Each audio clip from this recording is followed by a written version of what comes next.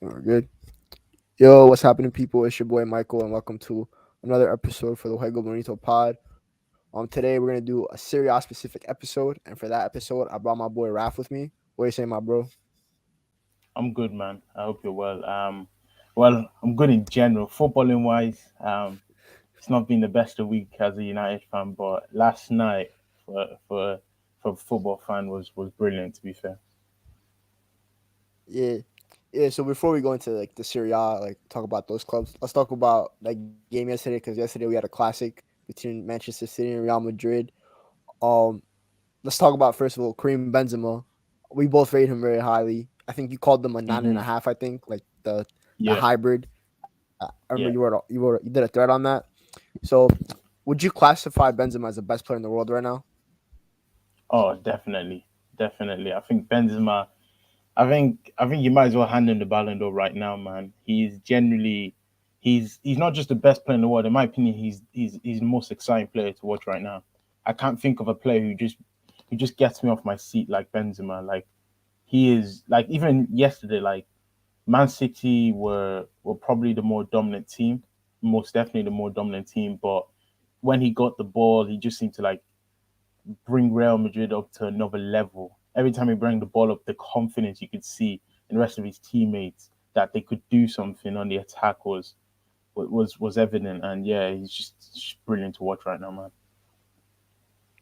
I mean, I'm on the same wavelength that you. I'm gonna discuss Benzema more for my Friday show when I do with my friends about it. But I just posted my Instagram story, best player in the world, crowned him. That first finish was crazy because like Elite. I don't think it was even half a chance.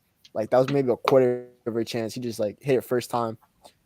Um, and then yeah, the penalty was ice cold. Just do a little quick Panenka, ice cold. That pretty much decided the tie right now because if he missed that, City probably I think would feel a lot more confident. Definitely. But ice cold. And then one more player from Madrid because that whole team was. I mean, other than Benzema and Vinicius, that team was atrocious yesterday. Yeah. That goal by Vinny, I like to call it Brazilian on Brazilian crime because he sent Fernandinho to back to Sao Paulo because that was disgusting what he did. I don't know if you've seen the clip of Pep, like that guy went on his knees right away when he saw the Yeah. nutmeg. Yeah, I saw the clip, yeah. I was, man was It like was he just it was admitted just defeat right away. I think I think if there was a most improved award in football, it would go to Vinicius, man, hands down. The steps that this guy has made to become, in my opinion, one of the best wingers on world football has been incredible. Like I said, in my thread, and I've said it a couple of times ago, like Benzema and Vinicius, like their partnership has been on another level. Like it's in world football, like recently, we've gone from seeing thrills like Suarez, Messi, Neymar, Mane, Salah, Firmino, so on. Benzema, Bale, Ronaldo. I think this duo is up there with, in my opinion, the best. Like the link up on play is just incredible. They know each other's movement, runs, passing, everything's just brilliant. And yeah, like you said, Brazilian on Brazilian crime. It was just the nutmeg and then the finish. He's some player right now. Yeah, I mean, just nasty. And then for the Man City, I mean, I thought of it like I think Man City are probably like disappointed because I think they created about like it felt like eight big chances. They missed so many chances. Obviously, I tweeted this is what happens when you buy a Gucci model instead of a striker for 100 million in the summer. But yeah, I mean, I think Mahrez missed a couple of big chances, even though he had a beautiful assist to Kevin De Bruyne. I think Foden missed a couple of chances. So, do you think that was like kind of a bad luck? Have you seen? Do you think this is just like a trend that might continue to happen in the second leg next week? To be fair, Mahrez, like you just touched on, Mahrez should have scored. He probably should have had a hat trick with the chances he had. Like he had some really good chances. Yeah, there was a couple of chances. I feel if C create the chances they're creating, I don't think they're gonna have an off day shooting wise like they had last night. But I think City's chance creation, of course, it's elite. We know it's elite. We know De Bruyne, we know Foden, we know what they can do. But Real Madrid's defense without Alaba, without Casemiro screening it was atrocious. Like it was genuinely horrible to watch. Like they were all over the place. Like Militao, who's one of the most highly rated defenders, just look out of place. And I don't think we're going to see that at the Santiago Bernabeu next week. So it'll be a lot harder for City to have the chances they had. So they're going to have to be a lot more clinical. But we've seen before that Manchester City out of nothing can just rip you open. And yeah, if Real Madrid are going to be open like that in Santiago Bernabeu, City will wrap it up. Yeah, I mean, hopefully Ancelotti just figures out how to set up a defense. Because yesterday, it was pretty much I summarized it as this. I said it was Pep doing like all his systematic stuff, Mhm.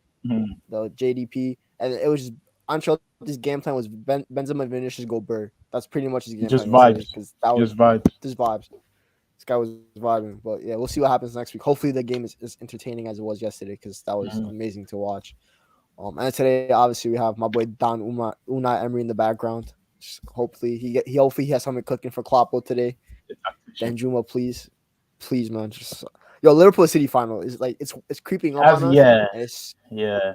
it's so nasty. It's so It's one nasty. of it's one of them games where you want to watch, but as a United fan, it's probably the least exciting, least fun game you could ever hope for, because the end result, it's just going to be bad. Like it's inevitably going to be one of them just going at you, going, "We've just won the Champions League again," or "We've just won the Champions League for the first time." Nasty, nasty business. But yeah, so that's pretty much it for that. So let's hop into Serie A real quick. I think the updated table is Milan still ahead of Inter, and I think Inter have a game ahead. Let's start with the league table, the league leaders, AC Milan. There's a couple of players I really want to talk about, starting with the guy in the thumbnail of this video, Raphael Leao.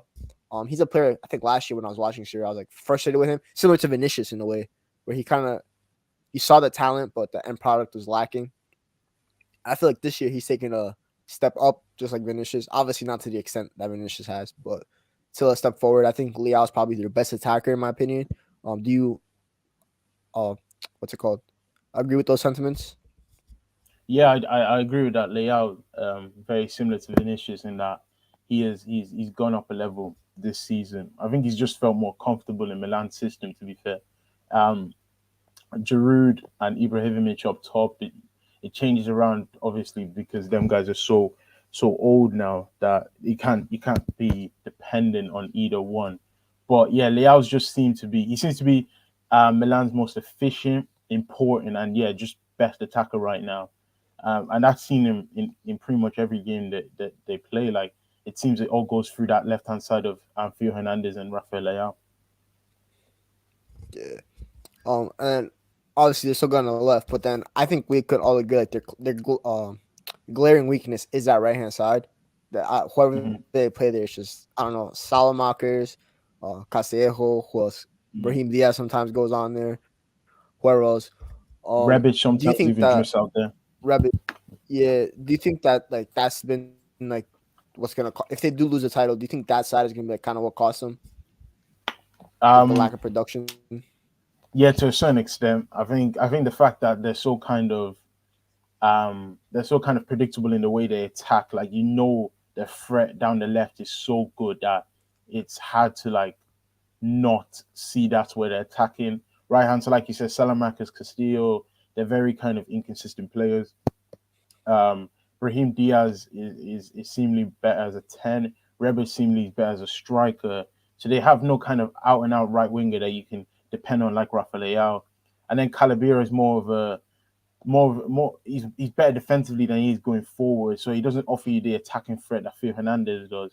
So yeah, I think if it is gonna be if you are looking at a position in Milan's team that is a weakness, it'll probably be that right hand side. Yeah. Yeah, I know a couple of Milan followers on my timeline. They keep screaming for one player, Dominic Berardi. That's probably like the one player that they've been crying out for. Do you think that's something that that's someone they should buy in the summer?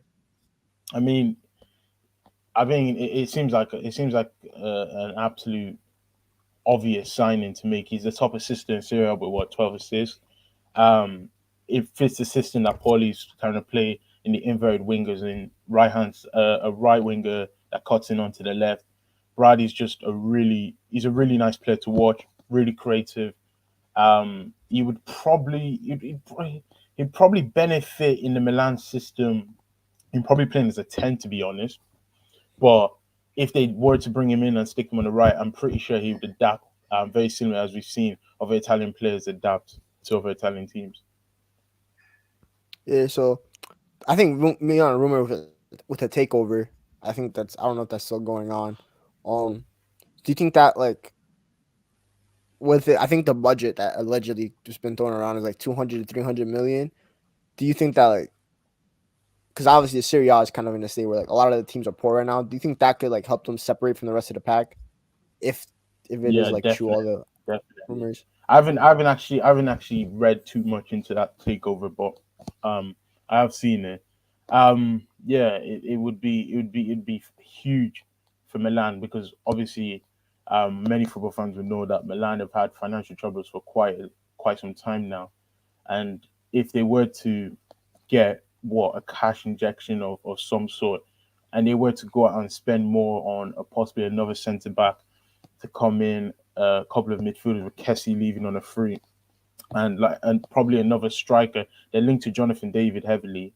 If they were to bring in someone like that, that would be a huge step for Milan, especially when you see their cross city rivals in Inter who that have a brilliant system, have brilliant players, but financially they're looking very, very worrying at this time.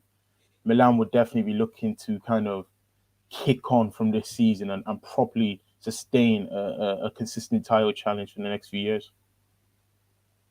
Yeah, I mean, kind of like when you compare the two teams, it's like one of them is so much younger than the other. Like with Milan, I think other than obviously the two grandpas up top and Zlatan and Olivier Giroud, the rest of the team is pretty young, including goalkeeper Mike Maignan, who I think has been their player of the year in my opinion. That guy Yeah, is arguably top three goalkeeper in the world right now in terms of form. I think him agreed. and Allison might be clear of the rest.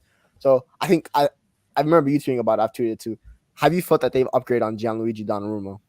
Definitely. I think obviously I've seen tweets from you, me, other people who have tuned into Milan games. Watching Mike Mignon performing at Milan net, it's sensational. And then you look at Donnarumma and the troubles he's having at Paris Saint Germain, and you almost kind of go, have Milan just upgraded on seemingly the best keeper in the world last season? They probably have with Mike Mignon. He's just been sensational this year.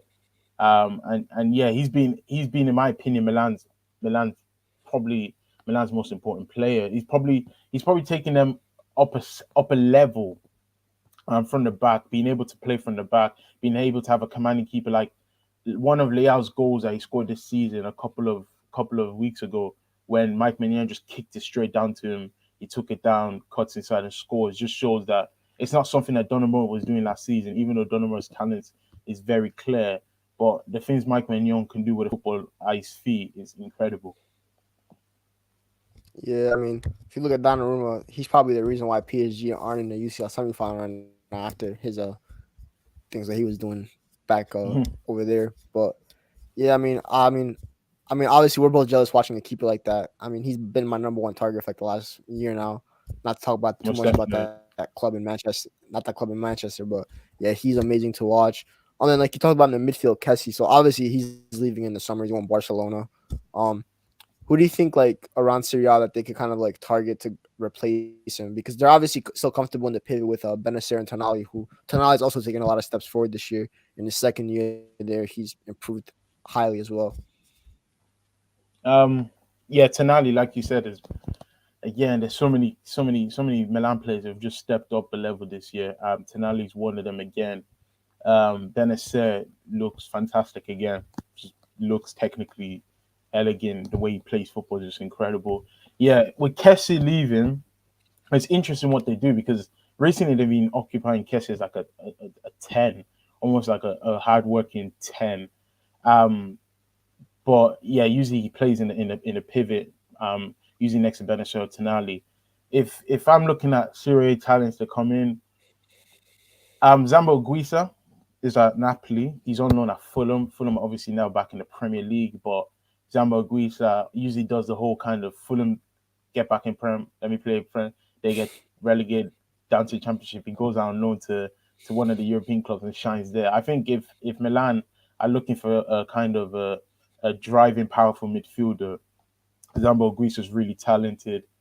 Um, but yeah, if it seems that they're looking at a couple of midfielders, in fact, from France as well. Renato Sanchez has been one that they've been looking at the entire Lille squad from the looks of it. With Sven Botman as well, another person they want to target. So yeah, they'll definitely look to replace Kess. He's an important player to them, and if they can get someone his type of profile, that'll be very good for them. Agreed. So yeah, moving on from AC to over to Inter, the defending Serie A champions. Starting off like the coach, so obviously Antonio Conte left. I think personally for financial reasons last year, so he's of course not at Tottenham. They replaced him with former Lazio manager Simone Inzaghi. Have you felt that they've kind of do you think like they've improved, stayed the same, or like decreased at all from last year? I mean, it's hard to say that what the 2 points off Milan were game in hand.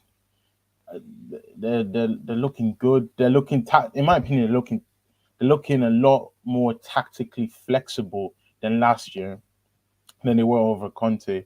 They're looking. It's funny because when you see teams occupy a three at the back and they're compared to other three at the backs, everyone feels like it's the same. There's so many ways you can play a three at the back, as we've seen with Tuchel at Chelsea, Conte's Inter, and so on. With Simeone, with Inzaghi, it's more possession heavy. It's more we keep the ball wide overloads. Jacko comes in and Martinez comes in, and they're looking. I wouldn't say they're looking a lot better, but I'd look. They're still looking the same. Milan. They're still looking dominant in the smaller games. They're still looking competitive in the bigger games, and they're up there. Like if Inter Milan go back to back, I don't think they'll be crying about Conte going to Spurs anytime soon.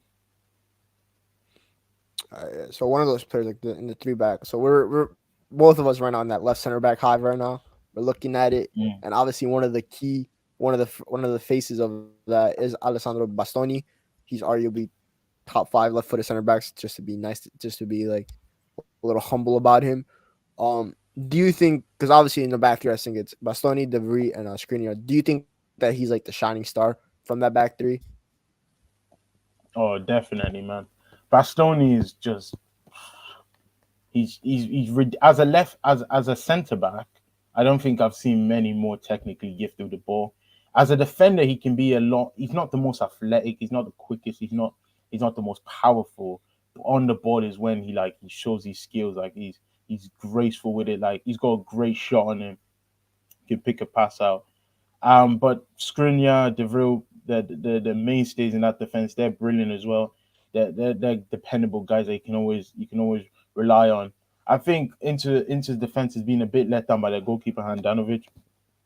They are probably going to bring in Onana to replace him, but yeah, Inter defensively they look strong as ever.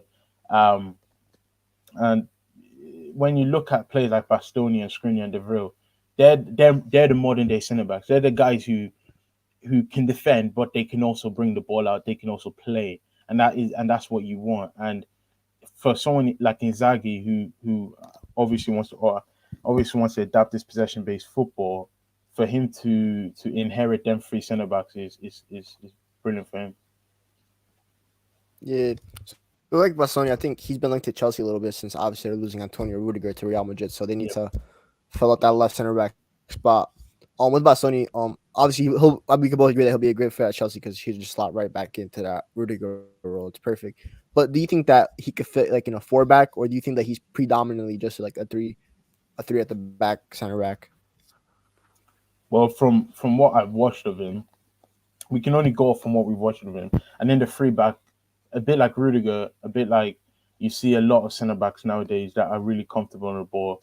Um, it seems like when he's in that free back, he's got a lot more security to get forward to on the ball, to be a little bit more aggressive in the way he plays.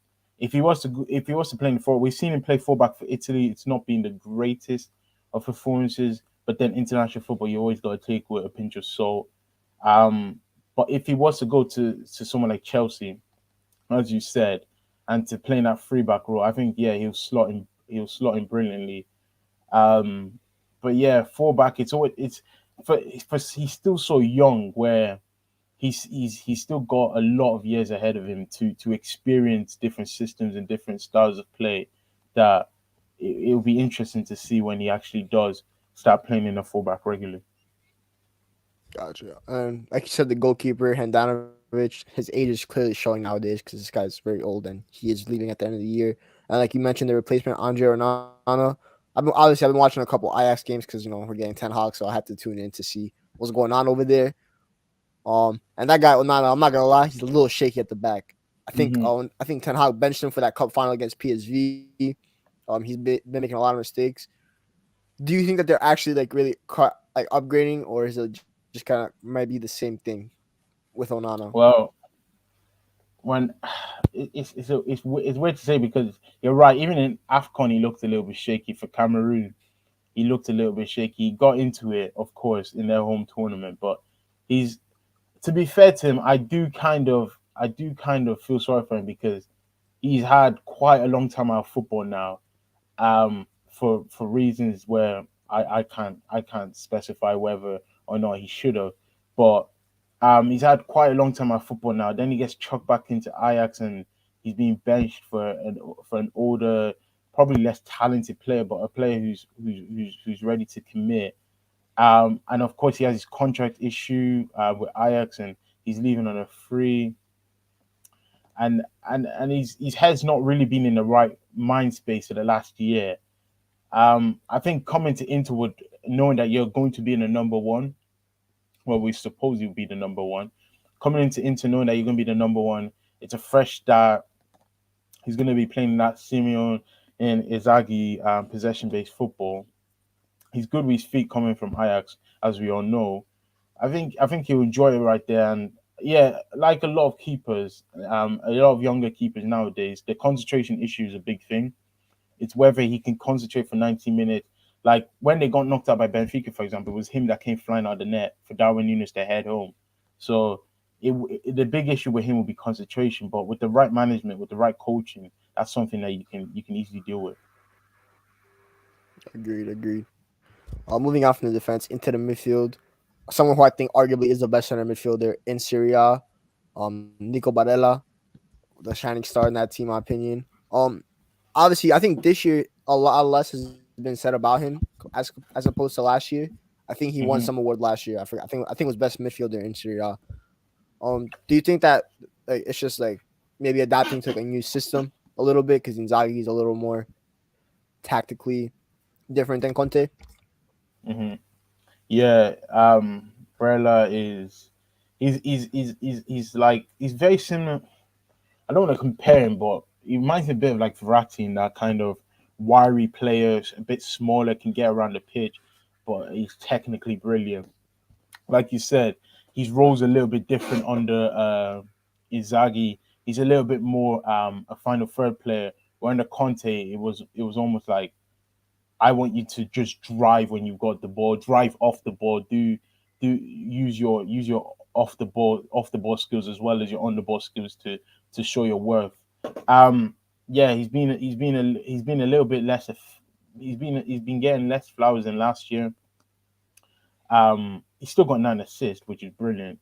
But yeah, when you've got a manager like Inzaghi who's like like I've said, a bit more possession based, a little bit more what you can do on the ball, less than off the ball. It's less of what his tendencies are in the whole kind of tackling, the whole intensity, the way he plays. So yeah, less attention to be showed onto him, but he's still as effective as always. Gotcha. And then his midfield partner, or one of the other midfield partners, Marcelo Brozovic.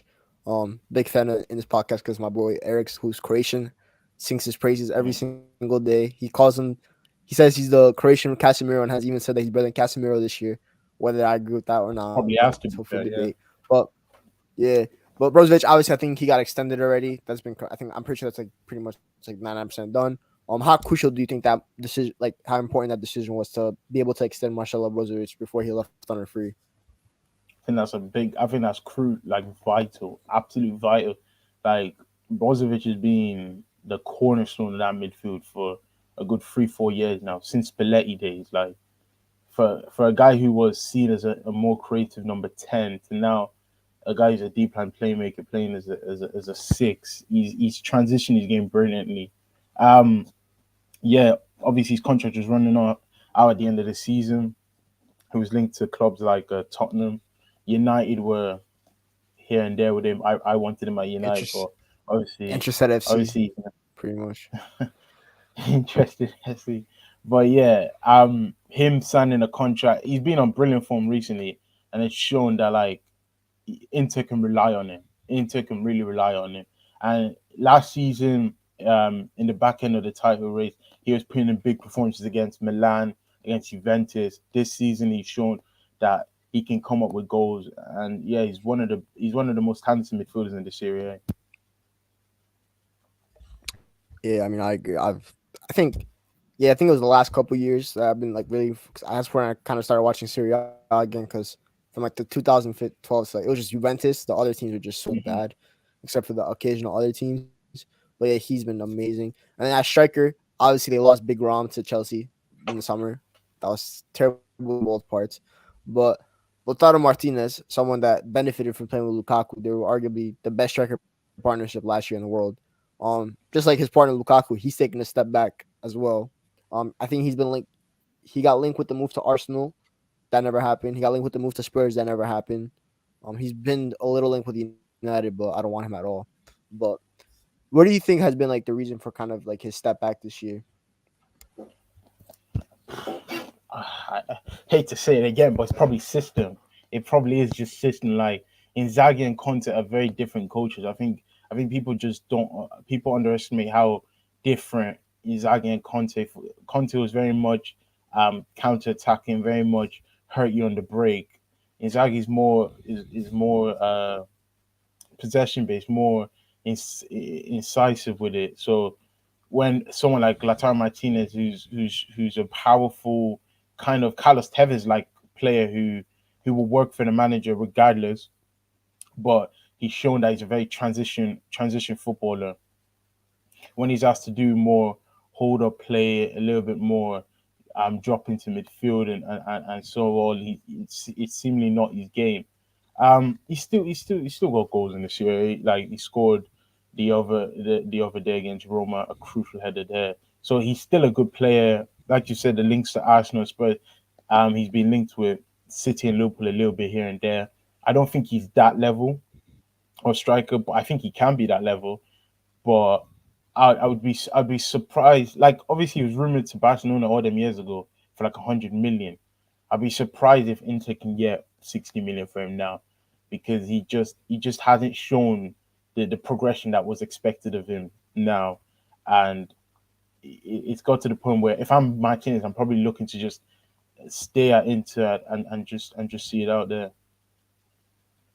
Yeah, I agree. I mean, it makes sense to just like similar to kind of what Lukaku should have done. You'll just chill there and like solidify your legacy there, kind of in a way, because obviously, Yeah. like you talked about his, because I was looking at him and like I think to kind of maybe hit a little of his technical deficiencies because they didn't have to do that much technically wise, so it was just like transition and him and Lukaku just run at you. Lautaro does all the hard Hmm. work, and then Lukaku, who's a beast in the counter attacks, that's probably his best role. So Yeah. yeah, you're right about that. And you kind of answered what a question I was gonna ask about the price, like how much is he truly worth, and you kind of answered that with like the 60 million. I'm kind of in the similar Yeah. range. I know Inter probably quote him at like 80 to 100. Yeah, it's Never pay that for ridiculous, him. isn't it? When Yeah, you look so at when you look at someone like Vlahovic, who's going for what 80 million to Juventus in January. Yes, Vlahovic's contract was a big factor in that, but you look at someone like Vlahovic and look at the other bagsmen in this Serie. He's up there, but the way he gets his goals, how he gets his goals, are not as consistent, as not as effective as the others, and it does beg the question whether, if you let's say he was to go to Tottenham and reunite under Conte, if Conte's still there in the summer, you probably look at him and go, that's probably where he's most effective under a coach who can use him to his maximum. yeah, quick little comment. Check. Big up my boys and Don and big up my boy Robbie. Um, so yeah, I think it's pretty much. Oh, and Jekyll, obviously the other old men in Serie A, or Serie A, the retirement home for strikers these days. Um, do you think that he's pretty much like done I mean, if like compared to Lukaku's last year, I think Lukaku obviously had more goals and stuff like that. But do you think that he's just done like a good enough job to replace someone that Inter sold for like not 100 million? I think that's what it was, man. Yeah, something like that. I've never been. I've always been. How do you say it? I've always been bashed for this opinion, but I've never actually rated Jekko. I've never actually rated him. Like since he's seeded, I've always thought he was one of those strikers that he did great with the skills he had, but he's not. He's never been someone that I've taken a liking to. But in terms of replacing Lukaku, it's very hard to replace like someone who was arguably the best attacker in Serie A last season. It's very hard, and I wouldn't say Dzeko's done a great job at that. But Dzeko, especially at the start of the season, was showing that he can get goals. He can be the kind of target man forward that plays off that Lautaro can play off, and his partnership with Lautaro has been quite underrated. They've seemingly looked a lot more effective than I would have thought they would be. Um, yeah, I think Inter's plan would be to probably upgrade in that position. We've talked about Jonathan David being linked to Milan. He's definitely been linked to Inter as well, and that's someone that Inter will probably be looking to get a more efficient, a lot more high potential player in that position in the summer that could see to replace Checo. Yeah, we'll talk about one of those replacements later when we talk about a couple of players from outside the top six. Moving on to third place. Oh no, before we go that. So obviously the title race is kind of like dwindled down to the Milan teams. Who do you think comes out on top? Um, I'm an AC guy. Like AC Milan are my team. Obviously Kaka and them man, but I'd probably say I'd love AC to win it, but I'd probably back into to win it. The experience of being in winning a title, being in them last 4 or 5 games where you know it, you have to leave everything on that page. I'll probably back into to win it at the end, but I think it'll probably go down to last game of the season. Really will. Yeah, I think also I was looking at like the scheduling and stuff like that. Milan have a really tough schedule. They have Fiorentina on this weekend. That's a good team. Elas Verona next week, Atalanta and Sassuolo. So all those four, I think any of those four teams can get something against Milan because they're like so inconsistent during their games, while Inter have a lot easier. So yeah, I'm kind of backing you on the Inter, even though I love AC. Just like you, Kaká was like one of my favorite players growing up. I think he was like along with Ronaldo and Rooney, like my third most favorite player. So watching him do that at Old Trafford was a little hurtful, but yeah, what he did to Ferdinand, that was a crime. But yeah, so moving on from them, Napoli, who've kind of died out from the title race a little bit. So their main man, obviously Victor Osimhen. I know you're Nigerian. That's kind of like that's your franchise player a little bit, Victor Osimhen, right Yeah. there. Um, Mm. how many steps forward do you think he's taken this year from last year? Big steps, man. He's taking massive strides. I think one thing that's been a letdown about him is been his availability. Big injury issues there. Um, but when he's played, he's been effective as some of the best nines in the league. He really is one of them guys that he's got a big future ahead of him.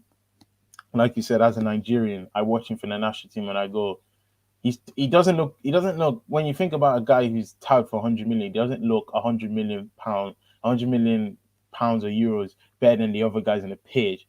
But I do feel the type of number nine he is you've got to get a front line as cohesive around him as Insigne and Mertens to be able to play with him. He's clinical in the box.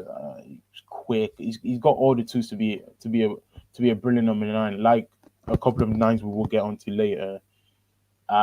He's been linked to Arsenal recently. I think if Arsenal were able to get him, that would look frightening. With Saka, Smith, and other guy would be an incredible behind Osimhen. But yeah, he's really talented. And even though Napoli have faded away from the title race, I think next season they'll be, if they could invest some of the money, they'll be able to get back from maybe an Osimhen sale, maybe a Koulibaly sale. I think they'll be looking to have another go at it next year. Yeah. So speaking of the price, like obviously he's been touted to like do you think that he leaves this year, or do you think that he'll stay at Napoli? I think it's gonna be interesting because it depends who he goes. Obviously, United have been linked to him as well. Arsenal, City have had a bit of links, but it seems they're getting Haaland now. Barcelona have even been linked to him, so it'll be interesting where he actually goes. If he does go, um, if he was to go, like I said, it would command Napoli going for what 75 million euros, something like that. So Yeah, he would command 80, 90 million euros type of a transfer fee.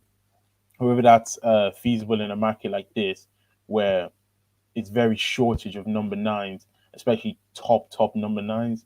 It'll be interesting to see. yeah. Tell me about this number nine market, man. I look at it, I just like cry because we have no number nine. I'm seeing Charles Darwin get quoted for 80 million. It's crazy Yeah, out here. I think that's one of the things where when you see someone like Darwin Nunes get touted for 85 million euros, Osman is someone who's substantially better than him. And if you're looking at him, you I would prefer to go get that 100 million Osman than do an 85 million Darwin Nunes do, if you get what I mean. Yeah. Speaking, you mentioned Koulibaly. He's someone that's kind of like 2019. He was arguably top five center back in the world. He was linked with the Yeah. United and City moves. I think he was close to going to City, and then the agents, the Napoli, were kind of messing around with the fee, and City backed out. Ended up getting Ruben Diaz a year after. Um, but he obviously he's been sensational this year. I think he's arguably been one of the best defenders in Serie A. He was amazing at Afcon with Senegal. He was sensational in that tournament as well. Um, do you think that he's kind of like regained his status again? Kind of like, I don't know, maybe he's a world class center back again, but close to that at least. Like you said, in 2019 he was definitely one of the best, like generally seen as like an elite centre back. I think was it lockdown? I don't know if it was Champions League when Barcelona played Napoli, and I'm pretty sure he Yeah, had a terror of a game. Like terrible. Suarez and Messi tore him apart. I think that's when the footballing world went, wait a minute, is this guy actually good? And ever since then, it's been hard for him to recover that reputation. Um, this season, I think when he's come back from Afcon, and obviously lifting Afcon with Senegal was big for him. He's come back to from Afcon, and he's just been a rock, like a leap. But I think the one thing that goes against him, like a couple of centre backs who have been a lead for a couple of years now, not made that move, is that his age is waning. Like he's what 30 into his 30s now. I can't see an elite side who like need a centre back. For example, Chelsea will need a centre back in the summer. I can't see Chelsea going, let's go get Koulibaly for 50, 60 million, because there's just better options in the long term. So yeah, one thing that I will say about him is that he's definitely going to probably go down in Napoli history, because the things he's done, from the performances he's put for that club, the consistency he's shown for that club in the past few years has just been incredible. Yeah. Do you think like obviously in 2019 he was rumored especially to go to us because I think we were like 5 million short. Like he was only 5 million more than Yeah. Maguire. I think he was Mm. 85. Maguire was 80. Do you think that he would have lived up to that price tag if he came to United? Again, it's hard to say really, because the Serie A is a lot slower in tempo wise. The attackers are obviously quick and sharp attackers, but the Premier League is just a different ball game when it comes to centre back. Look at Rafa Varane, like in my opinion, he's still a true world class centre back, but many fans will probably tell you, well, he hasn't shown that this season, and it just shows the Premier League can be an unforgiving league. Like if Koulibaly came at the time that it was rumored, at 2019 time, I think he would have shown the elite skill set he had, but back then was Ole Gunnar Solskjaer. Like the defensive structure under Ole Gunnar Solskjaer was a mess. It would have made Virgil van Dijk look like Chris Smalling. It was that bad. So um yeah, if he did, for example, if he made that City move, I think he would have had that kind of Diaz impact on that defense. So the question about Koulibaly has never been about talent. It's probably been about um, can he make that elite move up? And unfortunately, he's not been able to show that, and he's still in Napoli. But the things he's done, like I've said, at Afcon, he was superior. In my opinion, he's been one of the best centre backs in the last half a decade. I agree. I mean, yeah, he was really good because when I was watching AFCON, I think he's your captain as well for Senegal, if I remember correctly. Hmm. So that was obviously a big momentum boost. So yeah, moving over to the old lady Juventus, the old kings of Serie A, kind of now Hmm. traveled a little back down. They're fourth, only like two, I think they're only at 2 points off Napoli, so they might end up finishing third anyway. Last time Hmm. you were on, we talked about Vlahovic a little bit when we were doing the UCL previews. So far, do you think that he's kind of lived up to the price tag? Obviously, it's only been like half a season, and he plays for a dinosaur of a manager, but still. Yeah. So like, Vlahovic has been Vlahovic has been it's been hard to call his time at Juventus because he's a gunman. He bags. He's scoring a lot of goals, but like you said, he's playing under a manager who is so tactically outdated. It's hilarious, but he's what he scored 23 goals. Obviously, a lot of them have come at his time at Fiorentina in the first half of the season. But yeah, he's gonna have a brilliant future at Juventus. It's clear to see that he is made for the top elite level. Like I hate to make this comparison, but he's hardened like in the way he plays, the kind of the first time finishes, the whole kind of big, powerful number 9 physique about him. He's really good. He's had a good partnership with Alvaro Morata and Paulo Dybala. Um, but yeah, like you said, Juventus are what fourth, 2 points off Napoli, 8 points ahead of Roma. So they seem like they're gonna get top four. They're gonna be in Champions League for next season. But with Juventus, the problem has been internally. It's been away from the football pitch. It's been how they construct the football club, um, up from upstairs. Of course, they've had their issues with Paratici and whatnot. Um, but if they can get a hold on that, in my opinion, replace Allegri with a more um, modern day manager. I think Poch wouldn't be a bad shout. Get Poch in, tell it's a him good shout. we'll give I you a never thought. project. Um, yeah, I think that would be an interesting shout. But yeah, it's going to be interesting how Juventus see this next 3 years because Napoli, Inter, Milan, even Roma under Mourinho, which we'll touch on later, all look like teams who are just on an upward trajectory. So, and Juventus just don't seem like that. Yeah. So yeah, I mean, kind of. So on the Bala, do you think that like obviously he's leaving on the free? What club do you see him going to? It's hard to call, to be fair. Prem move seemed very unlikely. United would have been the first team in there, but I think under Ten Hag, I think we're just going to take a completely different approach and go for players like Dybala. City would be such a fun move. So would Liverpool, but them teams just seem to be on a different level that I don't think Dybala would be even able to keep up with them players. Um, he's been linked with Tottenham. I think that would be an interesting move. Um, on a manager like Conte, who's wanted him in the past at Inter Milan. But I do think if it is, we're going off rumors. Inter Milan have always held an interest with him from board up. They've always liked him, so I could see him going to Inter Milan. But also, I think this is a shout. Atletico Madrid. Maybe say Felix leaves.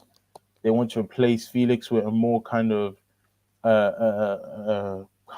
trickier number 9, a guy who can pick up them pockets of space.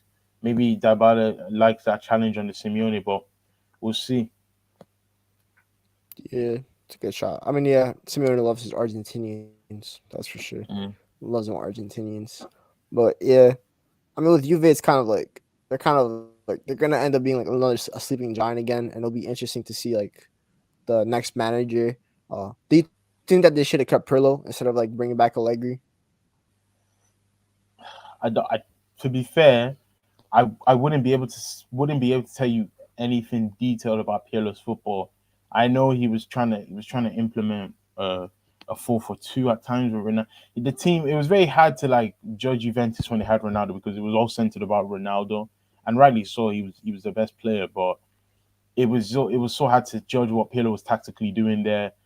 Even watching the documentary on Juventus, it always seemed like Pirlo had that Oli vibe around him, in that he's a legend of the club, but never looked that authoritative in his managerial position. Um, But yes, I think they shouldn't have gone for Allegri, but I don't think they should have kept Pirlo. I think there were interesting managerial changes were happening that Juventus could have got their hands onto, but they picked Allegri. They tried to go to the old guy, to the guy they know most, and unfortunately that hasn't worked out. Yeah, I mean, I think I've watched like 3 Juve games this year. Other than the Inter one that just happened like a couple weeks ago, and maybe the Roma one, the rest of them have been so boring. I can't watch a leg. And the thing, I actually wanted Sky United for like a year because Ole was like You're pissing me not the off so only one. much. But You're not the only one. now, I think now that I'm looking at it, I I know think hindsight is crazy, but I thank God that never happened because that guy would have bored me to death at United. I think a But lot of yeah, United fans want it. No, don't get me wrong. Allegri is an elite. When he was on it, he was an elite coach. oh yeah, He was an. The way he plays is so tactically outdated. It's not the way to go forward with a team. And unfortunately for him, he's in a league now where you have the likes of Stefano Pioli, Inzaghi, um, Sarri, and whatnot, managers who really look at the game at a more modernistic view. That his ways are just not living up to the tempo or the skill that's needed in modern day football, and a bit like Mourinho, but to to a lesser extent, he just seems to be outdated in his ways, and it's more less on tactics and more on the individual. yeah. Last thing before we talk about the last couple of things before we wrap up. Paul Pogba, obviously, he's leaving United. He's been linked with returning back to his home in Turin. Do you think that that would be a good move for him and the club, of course? I think, yeah, as United fans, we know what Paul Pogba can do, but we also know what Paul Pogba can't do.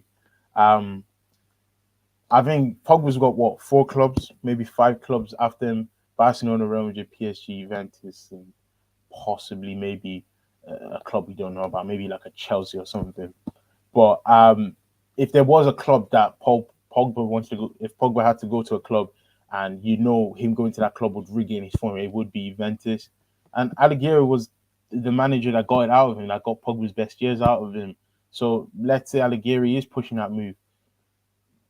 If he went back to Juventus, he would be a huge signing for Juventus. That would solve a lot of the issues they have creativity in midfield. They'll be going from Rabiot and McKenzie to Paul Pogba. Like, that is a huge upgrade, regardless of what you think of Pogba. Um, but they'll still have the same issues. They'll still have the same issues at fullback, defense, uh, lack of a cohesive front line. Paul Pogba going back to Juventus will not solve the major issues they have. But yeah, on Paul Pogba, it seems like PSG is the team leading the race, but wouldn't rule out Juventus. One Allegri call and he could be on his way to Turin. Yeah, that's true. I mean, I hope he goes PSG because I want to see Verratti and Pogba. That just sounds really good on paper. But yeah, we'll see. We'll see what happens with that. And then moving on to the last couple clubs, Roma. Just to really only talk about one player, really, Tammy Abraham. When we were texting on our chat, like you talk about how you're gonna sing his praises, so the floor is yours about Tammy Abraham. Tammy Abraham, what more can I say? This guy he has improved mentally and technically as a footballer, like levels. Like, the things he's doing in Serie is ridiculous. Like, it seems every match, after every Roma match, there's a clip of Tammy Abraham just not making a player, or backheel assist or something ridiculous where you're almost like, is that Tammy Abraham doing that? Um, and yeah, Mourinho is one of them coaches where he just has this kind of special trick with number nines where he gets a number nine, sits them at the start of the season and tells you you're going to be a superstar under me, and it seems it works over time. Well, unless you're Lukaku. Um, but yeah, Tammy Evans done wonders at Roma. 15 goals this season. Chelsea have a buyback. It's been rumored that he might look at it in 2023. He's been linked to Arsenal. He's been linked to a couple of clubs actually. Um, but yeah, under Mourinho, he's been incredible. He's also Pellegrini. Lorenzo Pellegrini at Roma has also been a superb player, consistently just phenomenal. He's destined for Champions League football. I think Roma won't get Champions League football this season, but I think it'll take a lot of convincing to not see him leave the club to go to, let's say, an Inter Milan or Juventus, and just because he is elite attacking midfielder. But yeah, Tammy just is on a different level right now, and next season is going to be very interesting in where he ends up and how he continues his form. Yeah, I'm not gonna lie. With Tammy, I'm kind of like I've never really seen it before. Like at Chelsea, like I know he scored the 15 goals under Lampard's first year, but like I saw the weaknesses like in his game. Like for Yeah. a guy his height, he is terribly airily. Like the guy cannot win a header. Hmm. He's terrible.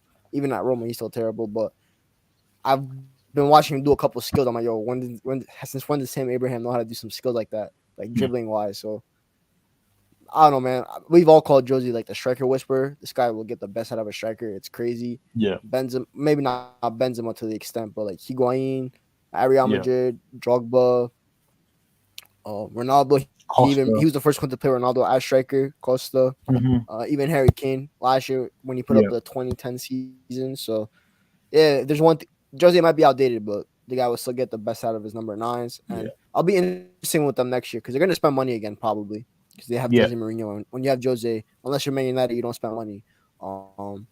So obviously, and he's also getting Spinazzola back next year. I think he'll be fully Hmm. recovered from the Big, ACL. big player. Yeah. So that would be crucial to their attack to like help create a little more chances. And because Jose like focuses more on defense, so like having one extra creative outlet, especially if they lose Pellegrini, who's another main Yeah. creator, having Spinazzola create them chances would be massive for them. So I'm Zaniolo. interested to see where they go. That's my Zaniolo's boy. come. Zaniolo's come back and then Love got injured again. I said this in a group chat a couple of days ago. If Zaniolo wasn't made of glass, he'd probably be one of the most um, talked about young players in world football. He generally would be talked about there because he's just phenomenal. I still don't know what his best position is. I still don't know if Neither do he's I. an inside forward off the right or a second striker or a 10. But when he plays, he's ridiculous. Like the hat trick in the Conference League against Bodo Glimt was ridiculous. But yeah, it'll be interesting to see again how he comes back from injury and how he's perceived by the footballing world with all these injuries he's having. But the talent's still there. I love that guy, man. I've been wanting him at United. I wanted him at United like 3 years ago. Obviously, once he tore his ACL, that kind of flew out the window. But that talent was there, man. That talent was there. It was Yeah, sad to see the back-to-back ACLs is rough. Kind of like similar to like the Clay. It was kind of like Clay Thompson in a way. He just like tore his definitely. ACL Yeah, back-to-back.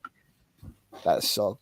And one more player we want to talk about is Gianluca Scamacca. I don't know how to pronounce his name. He's like he's like really talked about. I personally had never watched him before this year. I did not know that much about him. And I go on TikTok and I go on Twitter. I see a lot of praise about him. So I'm like, let me tune in. yeah, Well, let me see some highlights. I'm not gonna watch the Sassuolo game. No offense to them, but I'm impressed by him. Honestly, I think he's been linked with Inter, like heavily linked with them.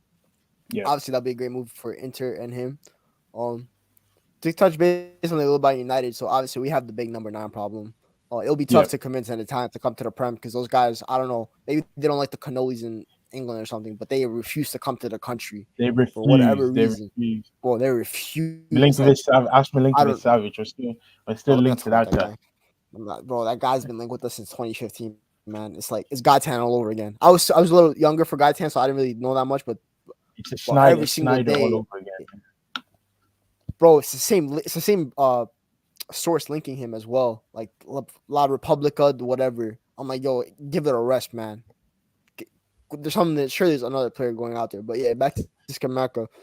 Do you think that like he's ready to go to like them Champions League clubs? Yeah, Skamaka, I'm very similar to you.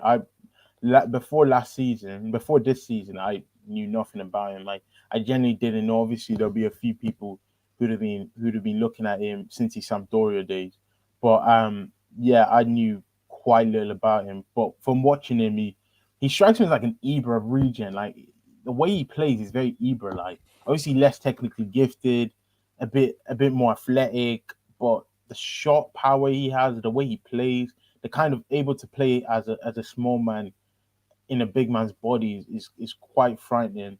Like you said, the interlinks seem very clear, and it'd be a brilliant move from Inter to get someone like that in. But yeah, the numbers he's putting up is really good. But I think it's less than the numbers because he's only got 13 goals from I last checked. But it's the performances he's putting in. Like he's genuinely looking head and shoulders clear of everyone on the pitch. Like he's really looking talented.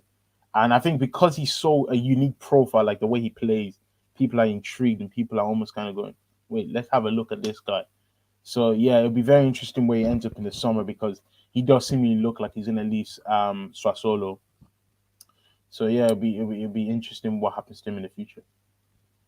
Because you talk about the profile, like strikers, like we both come to like the agreement that like you need more than just like goals from your striker. You need the link up play and Mm-hmm. everything like that, and that's hard to find these days, which is why the striker market is so trash. So like obviously, like Darwin Nunez, we all know his deficiencies technically. Even Holland a little bit, but he's just a Yeah, generational goal scorer. So you don't mind them technical deficiencies. So yeah, like looking at someone like Skamaka, you're like the because like Serie A is known for like striker attacks because like Lukaku went Serie A back 25, came back to the Prem and can't do anything. But I think true. that's more on Tuchel and like Chelsea's lack of system for him more than Lukaku because Chelsea people like playing him talk as a target man, even though he's clearly not a yeah target man.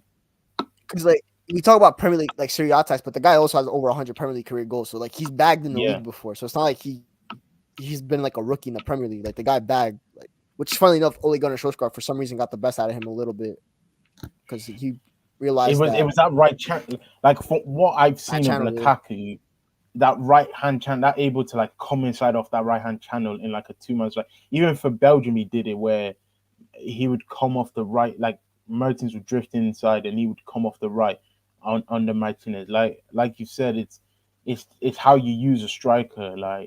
Like Tuchel's using him as a target man, as a guy back to goal, but he's a lot more than just a target man. A big guy can just hold on the ball. Well, he can't hold on the ball. That's one of the things about Lukaku's game. So yeah, the striker market is not great in terms of raw talent, but there's so many unique profiles. Like for me, as a United fan, I hate to talk about United because we're trash, but if we're looking at striker, I'd like to look at Ivan Tony because his profile is so unique but so clean. It's almost like if Ten Hag got his hands on an Ivan Tony, I think he would do absolute wonders. Like Ivan Tony's ability to link up, but also to just be a physical number nine is really impressive. But it'd be very interesting what happens in our striker market this season. Yeah. Just to wrap it up a little, we'll talk about United for a little bit since we're both United fans, and I haven't had you on the channel since we got the Ten Hag appointment. Um, Yep. Before we go on that, Ivan Tony for me, Ivan Tony like I agree with you like all the link up play. The only thing for me is his shot power is very weak. Like I want my striker to Mhm. just like blast that ball into the back of the net, kind of like Skamaka, Ibra. Like once they hit Yeah. that ball, that stays hit in a way. With Tony, Mm. it's kind of like not there, but his link, everything It's else about timid. him is It's like timid. Yeah. it's pretty. A player I'm onto right now, I'm not gonna lie, is Patrick Schick. What do you think about him? To be fair, Patrick Schick again. It's almost like Skimaka, Schick, Vlahovic. These guys who are physical nine, like they're proper 6 foot plus nines who really are technically really good. Like less on Blahovic, but more on Skamaka. Like Schick is really technically underrated. The things he's doing at Leverkusen is really impressive. Before Verts got that injury, him, um, Schick, and Diaby were a really good front line to watch. Like I used to watch Leverkusen and go, "That's a really talented front line." I wonder why they're not producing more. But yeah, Schick. I think the only downside with Schick, and less of a downside depending on how you look at it. But as a United fan, I'm probably looking at my striker to be a little bit, have a little bit more upside than Schick. Schick looks like this is this level, like this is the best you're Yeah, gonna get at Schick. I can't see him going up a huge level from here. Probably a couple more goals, probably a couple more production, but apart from me, I see this as the best Schick, and it's pretty good version of Schick right now. yeah, no, I remember, yeah, bro. I'm struggling. The thing with United is we're looking at positions that are like so hard to Mm, find, like yeah, like center back. It's hard to find a good center back for these days. There's plenty of them, but can they like identify the right one? Right yeah. wing, we need a specific profile of right wing that is the rarest he could find. A 1v1 left footed specialist that has output. Mm. not that many in the world out there, and you need a striker that could do everything because our attack is shit. So yeah, but And then so you're to wrap it talk, up and then on you're talking, go ahead, and then you're talking go ahead. about fullbacks who invert but also able to go out. You're talking about midfielders who can not just hold in midfield, but can also play. You're talking about a number 10 who can retain the ball. That'd be nice. But No, we need 10 new players. Oh, we're a disgrace. We're a disgrace of a football club. But yeah, Ten Hag. Before we wrap it up, Ten Hag. What are your initial thoughts about appointing him? I'm not gonna say I'm gassed because I've said that before, and I've looked like an idiot at the end. But I will say one thing: this is the right step for the club.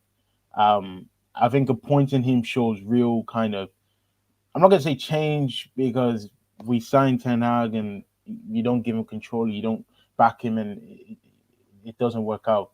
But I would say it's the right appointment. If it was over between him and Pochettino, I'd definitely be looking at him like he was definitely like the overwhelming fan favorite. So it shows like the board and the people who make the decisions aren't too clueless.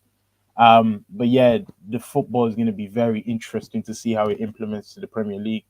I seen a quote when he was talking about Pep and how he said Pep was naive in his first year, which also shows that this guy's awareness is very good. Like this guy is not just self-aware. He's not just, oh, it's my football and this is gonna work regardless. Like he's very tactically flexible and he's very adaptive to the league players and system and clubs he goes to. So it's going to be very very intriguing how it works out. Obviously, if it's him, Ragnick, and potential Paul Mitchell trio, I think that there's a lot to get excited for. Yeah, pray. But there's a lot to be excited for if you're a United fan. Yeah, I remember that quote myself, and I'm like, it kind of got me thinking. Like, we all expect Ten Hag to play this beautiful, fluid, attacking football, Yeah. but I think at first he's gonna play a little more pragmatic than usually does. Because at Ajax, like, they're so superior than their opponents that he leaves like I think it's 3v3 at the back. He kind of like lets his defenders like 1v1. I don't think that can work in the Premier League right away, especially with the defenders that we have. Talk about Varane 1v1, Maguire 1v1, our fullbacks we're gonna get cooked. We're gonna get shredded to Hmm. pieces.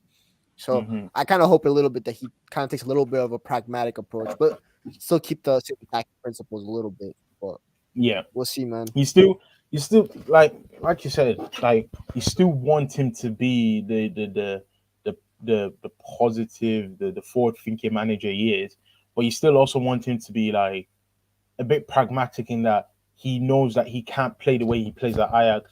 Like even in Champions League, he got caught out a little bit. Benfica a bit last season. Like he knows sometimes that's something for him to learn. Like he's still kind of young in his management.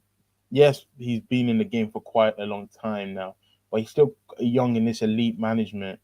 Um, but like Ralph Ragnick has said, like many people have said before, fans have said it's going to be a long project. It's going to be a long term thing. It's not something that you can expect by year two. We're going to be challenging for Champions Leagues and Premier Leagues.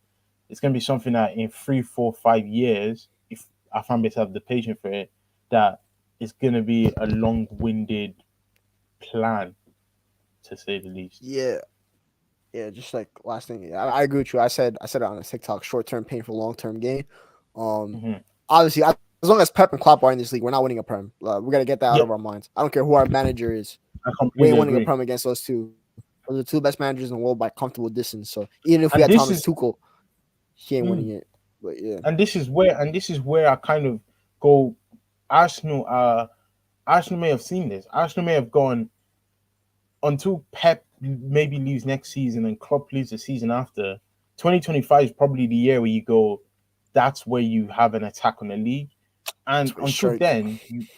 until then, you probably just have to build a cohesive team to be able to be when that time comes to be able to challenge for the Premier League. Um, and that's probably where I fear on the Chelsea. If Chelsea still have Tuchel by then, Tuchel is going to be an elite manager. He's probably going to have, well, you'd expect owners that would back him, but then you don't know. At Chelsea Football Club, it's going to be very interesting when Pep and Klopp leave. Man City and Liverpool will go through their process as well. Football is a cycle. Man City and Liverpool go through their process when they stink. So will other clubs, and hopefully Manchester United aren't as bad as they are forever. Yeah, they better step it up, man. I'm tired. This has been the longest year of my life watching this club. It's been so long. Thankfully, it's almost over. But yeah, we play tomorrow. I found that out yesterday. Yeah, I was like, "Well, that's great." yeah, Half our lineup is injured too. But yeah, that's pretty much it, yeah. guys. Thank you for anyone that tuned in. Thank you for anyone that's gonna tune in later. Once people watch on the replay, and I'm gonna drop it. I'm gonna drop this episode on Spotify and Apple Podcast. Quick social plugs for me. Follow my Twitter right there. Yep, I might go underscore Geeks26. Follow the pod Twitter at Juego Pod. Hopefully, start kicking that up on there as well. Follow the TikTok Juego Bonito Pod. I'm gonna start doing once the season ends. I'm gonna do a player by player review on TikTok that has like 3 minutes. I know Lias did one yesterday on Bruno. He beat me to that because if I speak on Bruno on TikTok, they're gonna ban me. So let me not talk about that. This guy, bro, Saturday, man. No. What he did on Saturday, it still has me Yeah, fuming. Oh, stupid. watching 20. that was sad to watch because it's almost like a player who genuinely can't get out of a slump. Like it'll be like you said, it'll be interesting tomorrow because we got Chelsea, and that's another big game. And one of the criticism Bruno is that he doesn't turn up in big games. And whenever a game against the top four comes around, I always go, "What's Bruno Fernandes thinking going into this game? Is he thinking, is there a chance to like redeem myself, or is there a chance to like show I'm actually a good player?" But yeah, it's gonna be interesting tomorrow. 2027. That's all I gotta say about him. 2027. Yeah, so peak. So 2027. peak. So peak. But yeah, make sure you follow him there, and then make sure you follow all the United Journal for more articles from me and my fellow writers. I think my next one's gonna be on Paul Mitchell. Hopefully, that kicks in with something. Hey, I wrote the Timber article, and my boy Ten Hawk started him at right back right away. He saw the vision. He saw the vision. He clocked it right Yeah, away. So from the Timber article, um, I was saying this like he probably looks like he probably looks like he could be a right back to be honest. But yeah, again, that's something that we'll have to see in the future. yeah. So yeah, make sure you follow them. And if you want to plug your socials real quick. Yeah, Raphael Zero everywhere on Twitter. Yeah, I wrote a few articles in the last couple of weeks. Wrote one on Jason Tatum on Medium. Make sure to check that out. That was really fun to watch. And of course, as a Boston JT. Celtics fan, life is Yo, looking good, thank you. man. Life Nah, is thank you, looking bro. good. Yo, nah, you don't understand the glee of me of the Nets getting swept, bro. I was ready to go to. I wanted to. If I was in that school, I would have gone to Brooklyn to see them get swept. Yeah. Nah, bro, seeing them get swept like brought tears to my eyes. It was beautiful. I But think I now I'm think back to the I hating think you. the I So think the entire I think in the entire NBA Twitter was grateful for the Celtics to see KD and Kyrie swept. But yeah, it's going to be very hold interesting that. in the next round. Now we're rivals now. I gotta back my boy Giannis. It's time. But no Chris It's going to be Middleton, but very it's peak. interesting. It's going to be very But yeah. interesting. So yeah, make sure you guys check out his article on Jason Tatum. I'm gonna start doing the basketball articles too on Medium. I think I'm gonna sign up for an account on there. I gotta write about my boy Rowan Alexander Barrett Jr., franchise player. So I gotta talk Hmm. about him, Hmm. the boy. And I'm also gonna do one on Benzema as well because it's time my boy gets his flowers. I'm gonna write a long Deserves piece his on him as flowers. well. Yeah, bro. I already got the title Yeah, called out and everything. Patience is a virtue. Perfect. Because my boy has to wait for his flowers, but they're finally here. So yeah, thanks for everyone that tuned in. And yeah, thank we'll you for having me, probably man. we'll link. Yes, sir. Of course. Always a pleasure having you. Talk about a little bit about football, and we'll definitely link up again. Summer's coming up. We're all both done with school. Definitely. I'm guessing. So yeah, more episodes to come. So thank you again, everyone, and peace. Peace.